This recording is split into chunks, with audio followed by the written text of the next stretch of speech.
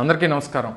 చంద్రబాబు నాయుడు గారు మరొకసారి తన క్రెడిట్ చోరీకి తెరలేపేటువంటి కార్యక్రమం చేస్తూ ఉన్నారు.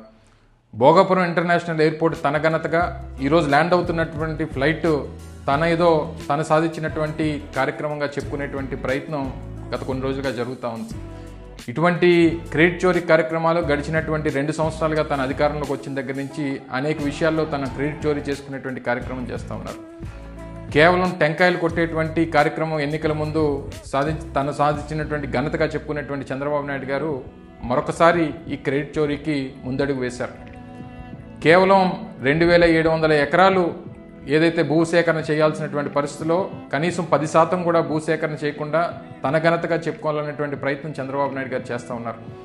2019లో వైఎస్ జగన్మోహన్ రెడ్డి గారు ముఖ్యమంత్రి అయిన దగ్గర నుంచి దాదాపు 2700 ఎకరాలు భూసేకరణ పూర్తి చేసి దాంట్లో ఉన్నటువంటి రైతులకి నష్టపరిహారం మరింత మెరుగ్గా ఇచ్చేటువంటి కార్యక్రమం చేసి కావాల్సినటువంటి 4 గ్రామాలకి రీహాబిలిటేట్ చేసి దాదాపు 400 నుంచి 500 కోట్ల రూపాయలు ఖర్చు పెట్టి భూసేకరణకు ఒక 500 కోట్ల రూపాయలు ఖర్చు పెట్టి దాదాపు 900 కోట్ల పైచిలకు ఖర్చు చేసి భూసేకరణ అంతా కూడా పూర్తి చేసి ఉన్నటువంటి లీగల్ ఇష్యూస్ అన్నింటినీ కూడా అధిగమించి ఇవన్నీ కేవలం చంద్రబాబు నాయుడు గారి తాలూకా వైఫల్యం వల్ల ఆ రోజు కోర్టు కేసులు పడితే వాటిని అన్నింటినీ కూడా రైతులతో మాట్లాడి అధిగమించి వాటికి కావాల్సినటువంటి అప్రూవల్స్ అన్నీ కూడా తీసుకొని వచ్చి జిఎంఆర్ సంస్థకి వాటిని అప్పగించి 2200 ఎకరాలు 2203 ఎకరాలు జిఎంఆర్ సంస్థకి ఇచ్చి కాంపౌండ్ వాల్ నిర్మాణం పూర్తి చేసి డిసెంబర్ 2025 కల్లా ఈ కార్యక్రమాలన్నీ కూడా పూర్తి చేయాలని చెప్పి వారికి టార్గెట్ ఇచ్చినటువంటి పరిస్థితులు ఆ రోజు మా ప్రభుత్వంలో ఉన్నాయి.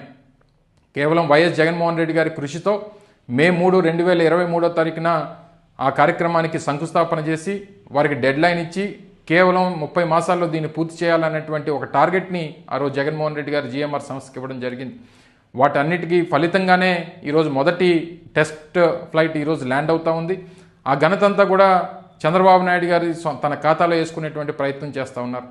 ఎన్నికల ముందు కేవలం రాజకీయ అవసరాల కోసం ముఖ్యంగా ప్రజల్ని మభ్యపెట్టడం కోసం ప్రతి ప్రాజెక్టుకి కూడా టెంకాయ కొట్టి ఆయన ఏదో క్రెడిట్ చోరీ చేయాలనేటువంటి ప్రయత్నం చేస్తూ ఉన్నారు.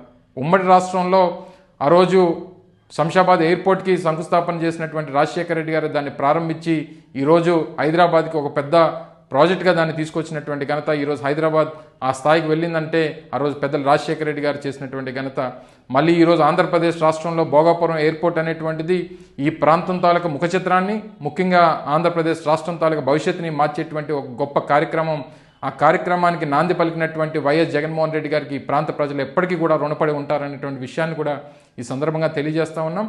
తప్పకుండా రానటువంటి కాలంలో ఈ ప్రాంతం తాలూకా భవిష్యత్తు ఈ ప్రాంతం తాలూకా ముఖ చిత్రం ఈ ఎయిర్పోర్ట్ రాకతో మారుతుంది.